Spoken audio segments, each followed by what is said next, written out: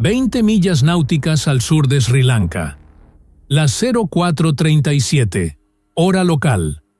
Un submarino clase Los Ángeles se deslizaba bajo la termoclina, haciendo lo que los submarinos estadounidenses llevan décadas perfeccionando mejor que cualquier armada sobre la faz de la Tierra: acechar sin ser detectado. 7 millas náuticas por delante, el Iris Dena, uno de los pocos combatientes de superficie que le quedaban a la armada iraní, martilleaba el océano con sonar activo, zigzagueando a 15 nudos, buscando desesperadamente aquello que sabía lo estaba siguiendo. En cuestión de minutos, el CENTCOM emitiría una orden que ningún comandante de submarino estadounidense había recibido desde la Segunda Guerra Mundial. Pero primero, el submarino tenía que posicionarse, y el Dena no se lo estaba poniendo fácil. Con su sonar de casco a máxima potencia, la fragata iraní bombardeaba la columna de agua con pulsos acústicos. Su radar ASR tridimensional barría los 360 grados completos, y cada 3 a 5 minutos el capitán ordenaba un cambio de rumbo aleatorio, convirtiendo la solución de tiro del submarino americano en un problema matemático que se reseteaba antes de que nadie pudiera resolverlo. La táctica explotaba una vulnerabilidad fundamental del combate submarino. Cuando un submarino acecha un buque de superficie, utiliza sonar pasivo, y el sonar pasivo entrega únicamente marcación, dirección, no distancia. Es como usar la brújula de tu teléfono en lugar de un GPS completo. Sabes hacia dónde ir, pero no tienes la menor idea de si el objetivo está a 1 milla o a 10.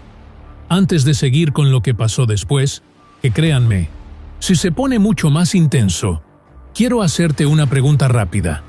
¿Desde qué país y qué ciudad estás viendo este análisis? Déjamelo en los comentarios, porque lo que estamos desmenuzando aquí tiene implicaciones que van mucho más allá del Océano Índico.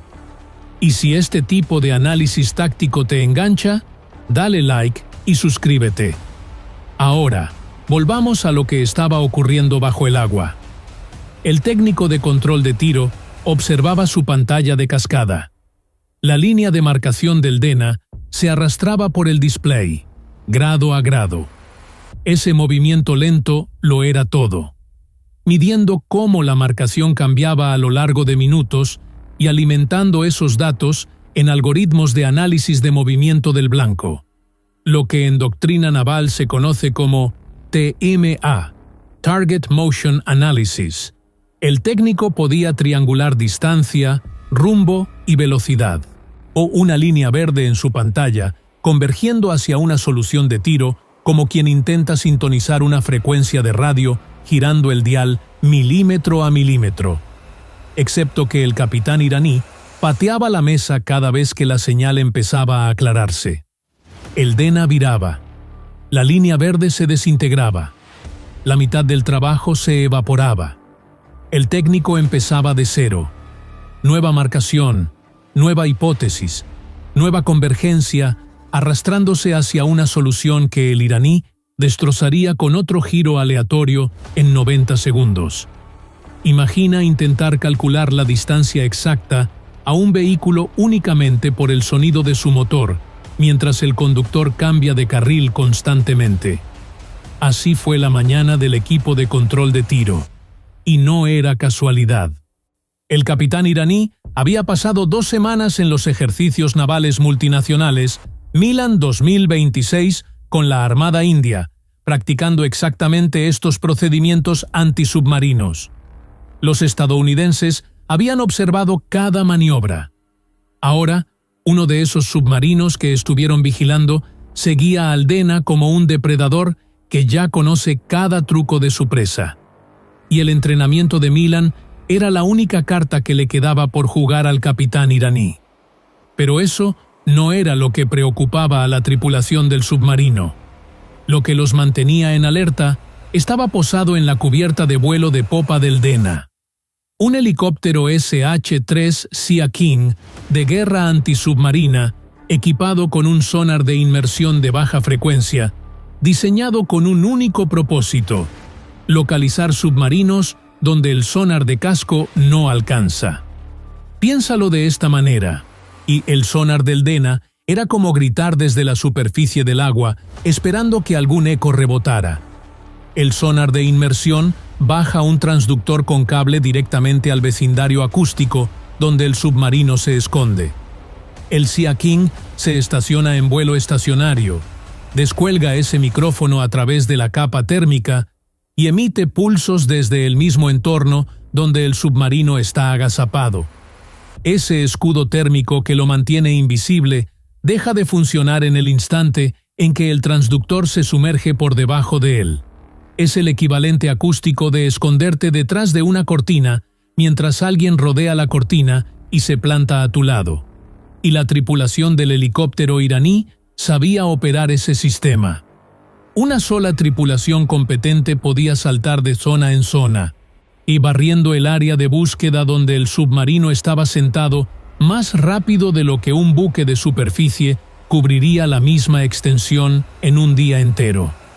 A 400 pies de profundidad, no ves absolutamente nada de lo que ocurre en superficie. Solo escuchas. Un helicóptero arrancando turbinas tiene una firma acústica reconocible. El aullido del motor, el enganche del rotor, la transiente aguda del despegue. El equipo de sonar aguzaba el oído filtrando cada señal a través del ruido ambiente. Nada. Por ahora. Pero la ausencia de sonido a través de la termoclina, con docenas de mercantes transitando y colonias enteras de camarones chasqueadores crepitando sobre la plataforma continental, esa ausencia no garantizaba nada. Si el Sea King despegaba mientras el submarino reducía distancia, ya los americanos se enfrentaban a exactamente dos opciones: disparar de inmediato antes de que el helicóptero estableciera un patrón de búsqueda, o irse a profundidad y perder la ventana por completo. No existía el término medio. De momento, la termoclina hacía su trabajo. Una frontera donde el agua cálida de superficie se encuentra con agua profunda más fría, doblando el sonido igual que un prisma dobla la luz. Los pulsos del Dena golpeaban esa frontera y se refractaban hacia arriba, curvándose lejos del submarino, pintando un océano vacío en los monitores del sonar iraní.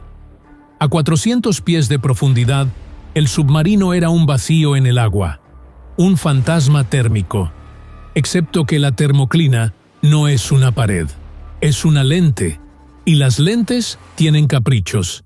El jefe de sonar observaba cómo uno de esos caprichos amenazaba con exponerlos. No, el sonido que viaja por aguas profundas no simplemente desaparece. Se curva hacia abajo, golpea fronteras de densidad y describe un arco de regreso hacia la superficie a intervalos de aproximadamente 30 millas náuticas. Zonas de convergencia. Lugares donde un pulso que debería haberse extinguido hace 50 millas llega intacto y nítido a una pantalla de sonar como un regalo que nadie pidió. Una geometría afortunada desde el Dena. Un solo pulso atrapando el arco correcto en el ángulo preciso, y el operador iraní pintaría un contacto inexplicable, sentado exactamente donde el submarino estaba posicionado. Y lo peor, la capa se estaba adelgazando. Los técnicos habían estado lanzando batitermógrafos desechables para medir las condiciones del agua a su alrededor. Cada lectura volvía más cálida que la anterior. 3 relojes corrían ahora contra el submarino, todos simultáneamente.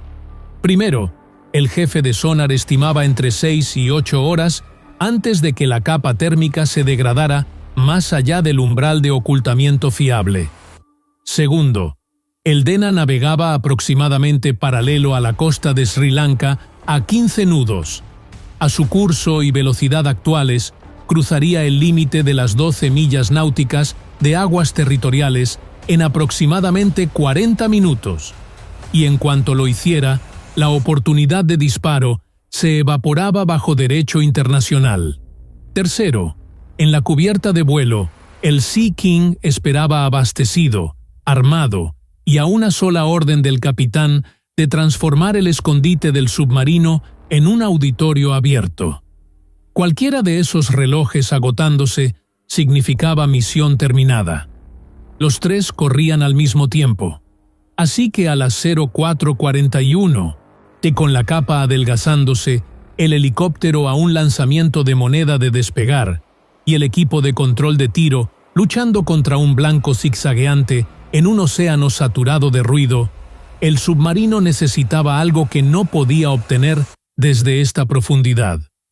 La autorización de ejecución del CENTCOM no llegaba a profundidad operativa. La radio ELF, frecuencia extremadamente baja, es la única señal que penetra aguas profundas, pero su ancho de banda es prácticamente nulo. Piénsalo como el mensaje de texto más caro del mundo, y lo único que puede transmitir es «llámame». Suficiente para indicarle al submarino que suba.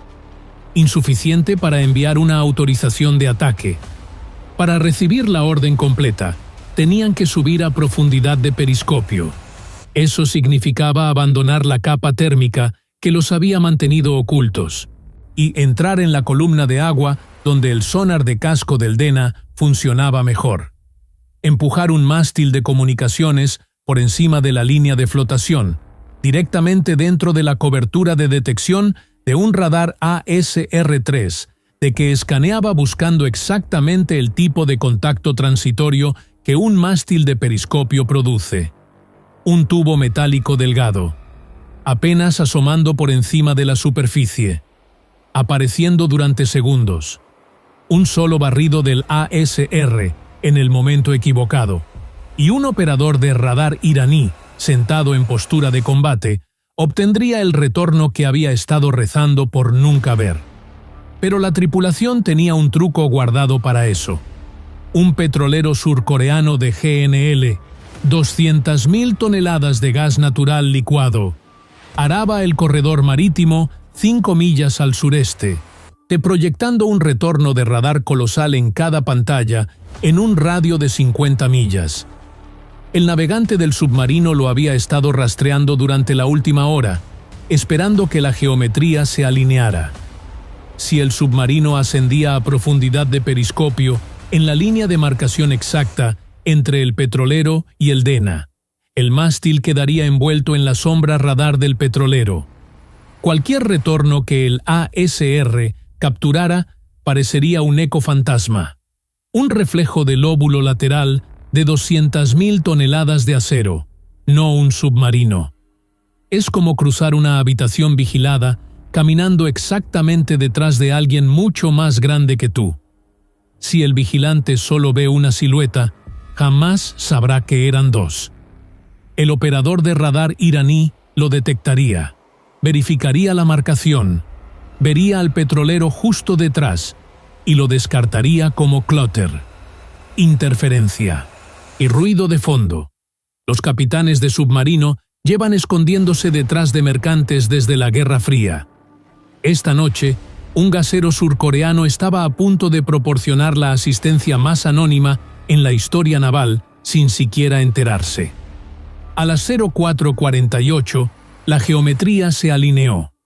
El oficial de guardia ordenó el ascenso. El submarino subió a través de la termoclina. Ruido de flujo creciendo sobre el casco. El escudo térmico despegándose. La imagen de sonar degradándose conforme el ruido de superficie inundaba los sensores. 3 días de invisibilidad intercambiados por unos segundos con un mástil por encima del agua. Escudados detrás de la sombra radar de un mercante. El mástil de comunicaciones rompió la superficie. Enlace satelital establecido. Tráfico de mensajes descargado. Autorización confirmada. El submarino se hundió de vuelta bajo la capa. La termoclina se cerró sobre ellos como una compuerta blindada. En las pantallas de control de tiro, la marcación del Dena continuaba moviéndose hacia el este. Seguía zigzagueando. Seguía emitiendo pulsos, pero la geografía los estaba comprimiendo.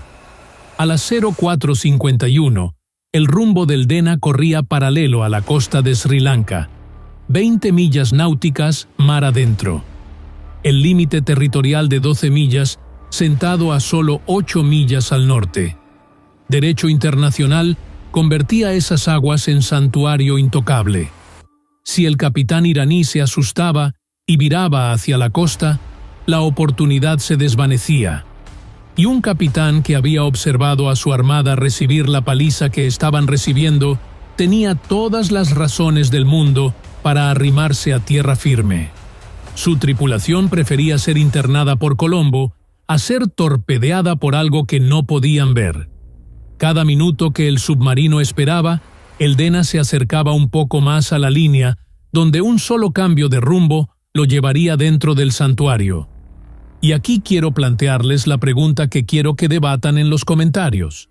¿Fue esta operación una pieza de precisión táctica legítima o fue una provocación calculada que bordeaba los límites del derecho internacional? Díganme lo que piensan. Esto no tiene una respuesta fácil. Había otra restricción presionando desde atrás.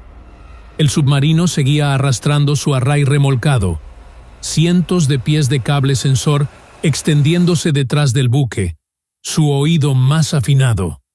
Pero en el momento en que ese torpedo saliera del tubo, si el submarino necesitaba maniobrar agresivamente, a ese array se convertía en una correa.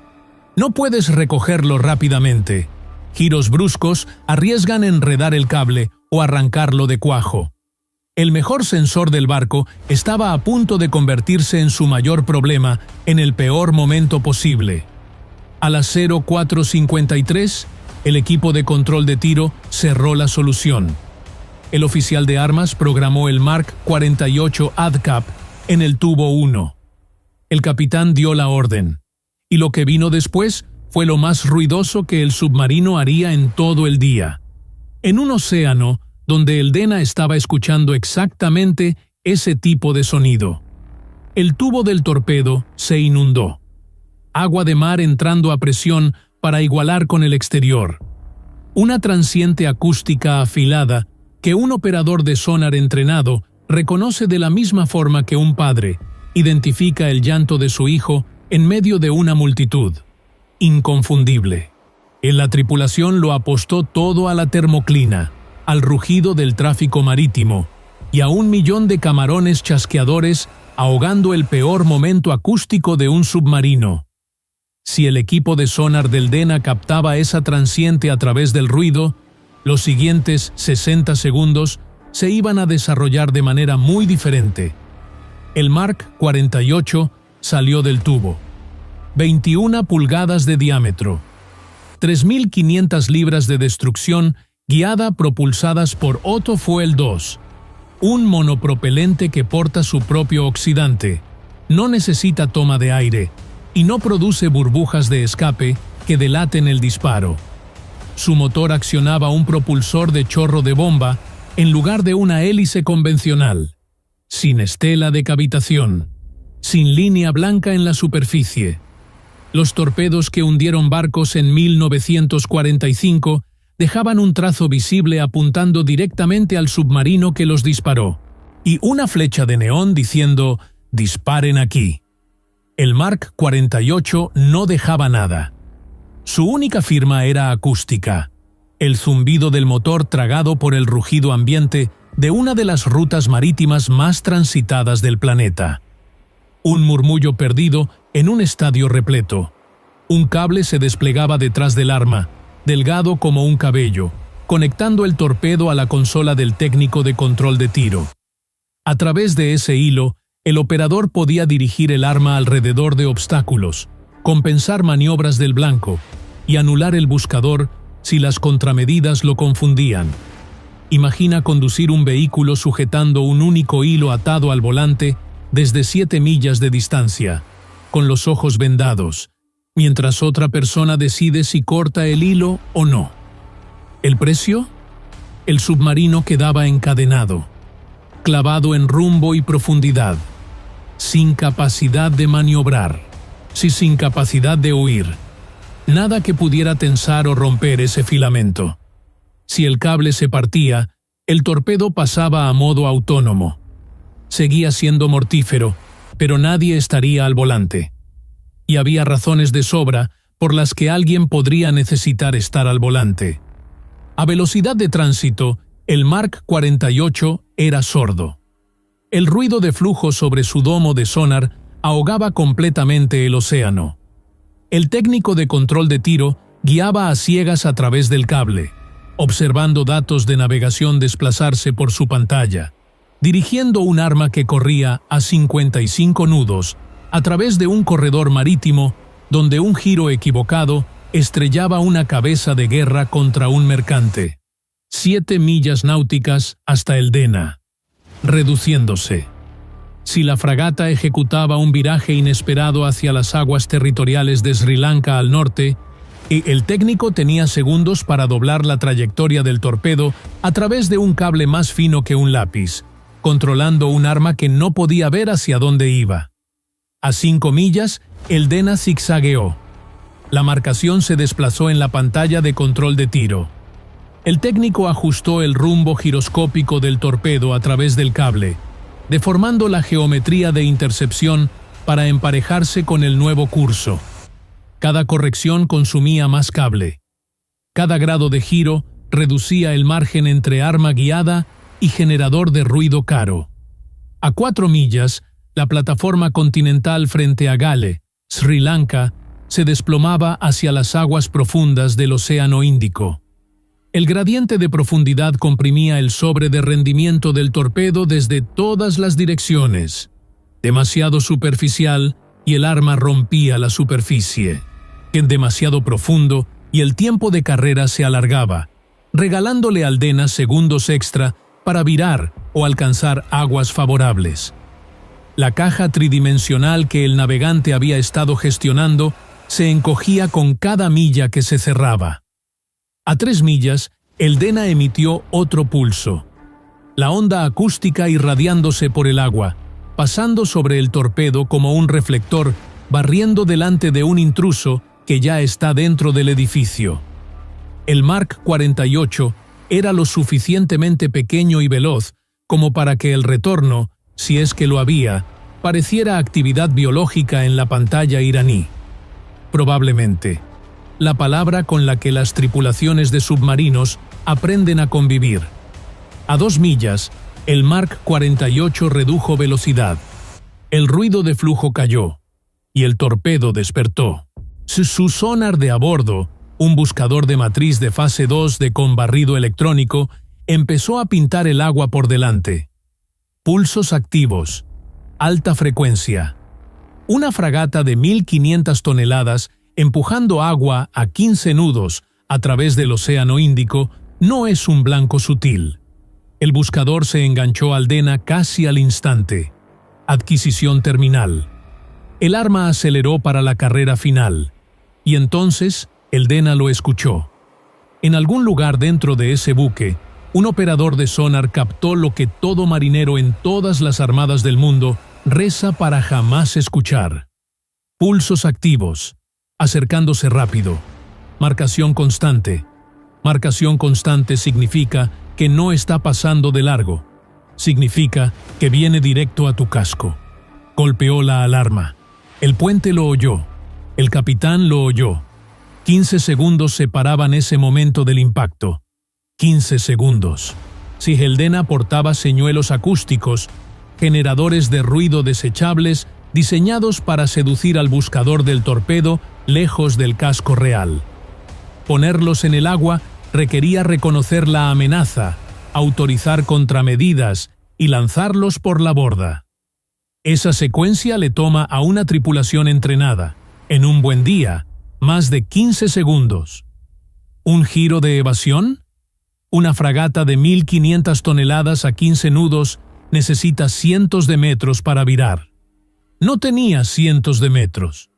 Los tubos lanzatorpedos triples de 324 milímetros en la cubierta de popa. Alcance de 30 kilómetros, sí. Pero disparar requiere una marcación sobre el submarino. Y ese submarino llevaba todo el combate sentado a 400 pies bajo la termoclina. Invisible, intocable, paciente. el Dena podía escuchar al torpedo llegando y no tenía la menor idea de dónde vivía quien lo había lanzado.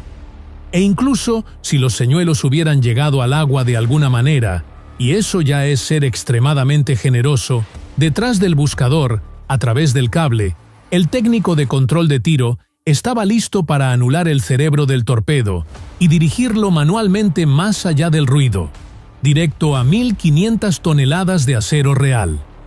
Para eso existía el cable. Para eso el submarino se había quedado inmóvil durante toda la carrera. El Mark 48 no impactó el casco. Pasó por debajo de la quilla y detonó. La espoleta de influencia magnética de la cabeza de guerra detectó el acero del Dena sobre ella y se activó en el punto óptimo, directamente bajo la quilla, la columna vertebral estructural del buque, y la explosión generó una burbuja de gas que se expandió hacia arriba con fuerza suficiente para levantar la popa de 1500 toneladas del Dena completamente fuera del Océano Índico. Imagina tomar una regla de acero por ambos extremos y doblarla hasta que se quiebre. Excepto que esa regla pesa 1500 toneladas y lo que la dobla es una columna de gas supercalentado ascendiendo desde las profundidades. Por una fracción de segundo, la fragata quedó suspendida en el aire sin nada bajo su quilla. Elementos estructurales soportando una carga para la que ningún buque fue jamás diseñado. La burbuja colapsó. La popa cayó. La quilla se partió. Las imágenes de periscopio que el Pentágono liberó 6 horas después mostraron exactamente esto. La proa, apuntando al cielo, recortada contra el horizonte previo al amanecer, y mientras la sección de popa arrastraba todo hacia abajo. 94 metros de ingeniería naval iraní doblados por la mitad, hundiéndose en el Océano Índico. A las 05:08 hora local, la señal de socorro salió al éter. Para cuando los botes de rescate de Sri Lanka alcanzaron las coordenadas, no había más que manchas de combustible, escombros flotantes y balsas salvavidas a la deriva en la corriente previa al amanecer. El submarino se deslizó de vuelta bajo la termoclina, sin periscopio, sin transmisión, sin rastro, y el array remolcado seguía desplegado como si los últimos 40 minutos hubieran sido un ejercicio de entrenamiento. El reactor zumbaba. El océano se cerró sobre el espacio donde había estado, como si nunca hubiera existido. Y aquí terminamos este análisis. Pero quiero cerrar con una reflexión. De lo que acabamos de desmenuzar no fue un combate naval. Fue una ejecución quirúrgica realizada por una tripulación que dominó cada variable del entorno: acústica, oceanografía, geometría, derecho internacional y el reloj. La Marina iraní apostó a que sus tácticas antisubmarinas podían nivelar la cancha contra la fuerza submarina más letal del planeta. Se equivocaron gravemente. Díganme en los comentarios, ¿desde qué país están viendo esto? ¿Creen que Irán va a aprender algo de este hundimiento o van a seguir desafiando a una fuerza que claramente opera en otra dimensión? Suscríbanse para más análisis de defensa independiente, porque lo que se viene en esta región promete ser igual de intenso. Nos vemos en el próximo análisis.